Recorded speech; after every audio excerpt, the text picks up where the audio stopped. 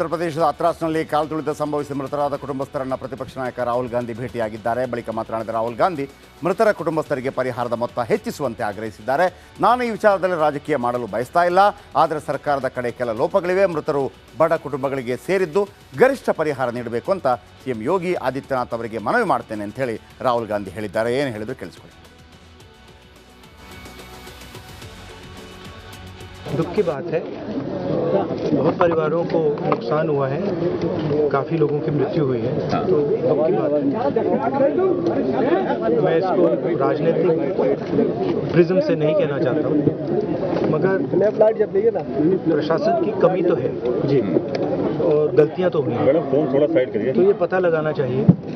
और शायद सबसे ज़रूरी बात कि कॉम्पनसेशन सही मिलना चाहिए, क्योंकि ये गरीब परिवार है जी, और मुश्किल का समय है इनके लिए, तो कॉम्पनसेशन ज़्यादा से ज़्यादा।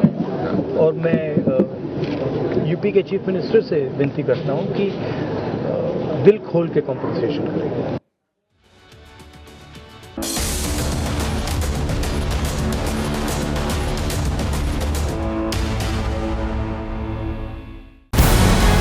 ನಮಸ್ಕಾರ, ಕರ್ನಾಟಕ ಪ್ರೈಮ್ ಟೈಮ್ಗೆ ಸ್ವಾಗತ. ನಾನು ಜಯಪ್ರಕಾಶ್ ಶೆಟ್ಟಿ. ಇಡೀ ಕರ್ನಾಡು ಇವತ್ತು ರೆಬೆಲ್ ಆಗಿ ನಿಂತಿದೆ.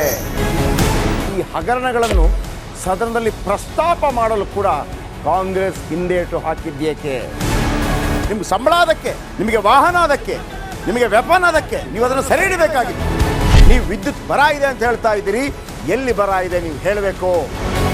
ಪಾಕಿಸ್ತಾನ್ ಆಕ್ಯುಪೈಡ್ ಕಾಶ್ಮೀರ್ ಅದು ಎಂದೆಂದಿಗೂ ನಮ್ಮದು. 40 ಮೆಷಿನ್ಗಳು ತಂದಿತ್ತು ನೋಟ್ ಎಣಿಸುವುದಕ್ಕೆ, ಅದೇ ಹಾಳಾಯಿತು. ಮಥುರಾದ ಗಲಾಟೆ ಇದೆಯಲ್ಲ, ಅದು ಸ್ಥಳೀಯವಾಗಿ ಕೂತು ಪರಿಹರಿಸಬಹುದಾದಂಥ ಕಾನೂನಿದೆ. ಗ್ಯಾರಂಟಿ ಯೋಜನೆಯಿಂದ ನಷ್ಟ ಆಗಿದೆ, ಲಾಭ ಆಗಿದೆ, ದಯವಿಟ್ಟು ಹೇಳಿ. Dawood Ibrahim most wanted criminal ಯಾವಾಗಾದ ಅಂದರೆ ಇಲ್ಲಿ ತನಕ ಭಾರತ ದೇಶದಲ್ಲಿ ಓರ್ವ ದಲಿತ ಪ್ರಧಾನಿಯಾದಂಥ ಇತಿಹಾಸವೇ ಇಲ್ಲ. ರಿಪಬ್ಲಿಕ್ ವರ್ಲ್ಡ್ ಆಪ್ ಇದು ಕೇವಲ ಅಪ್ಲಿಕೇಶನ್ ಅಲ್ಲ, ಸಮಗ್ರ ಸುದ್ದಿಗಳ ಸಂಪರ್ಕ ಮಾರ್ಗಕ್ಕೆ ಕ್ರಾಂತಿಕಾರಿ ಬದಲಾವಣೆ. ರಿಪಬ್ಲಿಕ್ ವರ್ಲ್ಡ್ ಆಪ್ ಕೇವಲ ಸುದ್ದಿ ಅಪ್ಲಿಕೇಶನ್ ಅನ್ನ ಪರಿಚಯ ಮಾಡ್ತಾ ಇಲ್ಲ, ಬದಲಾಗಿ ಡಿಜಿಟಲ್ ಸುದ್ದಿ ಬಳಕೆಯ ಹೊಸ ಯುಗಕ್ಕೆ ನಾಂದಿ ಹಾಡ್ತಾ ಇದೆ. ಇದೊಂದು ಬ್ರೇಕಿಂಗ್ ನ್ಯೂಸ್, ಪ್ರಭಾವಶಾಲಿ ಕಾರ್ಯಕ್ರಮಗಳಿಗೆ ಗಟ್ಟಿಯಾದ ವೇದಿಕೆ. ರಿಪಬ್ಲಿಕ್ ವರ್ಲ್ಡ್ ಅಪ್ಲಿಕೇಶನ್ ಈಗ ಲೈವ್ ಆಗಿದೆ.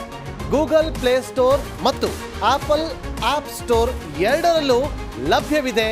ಈಗಲೇ ಡೌನ್ಲೋಡ್ ಮಾಡಿ.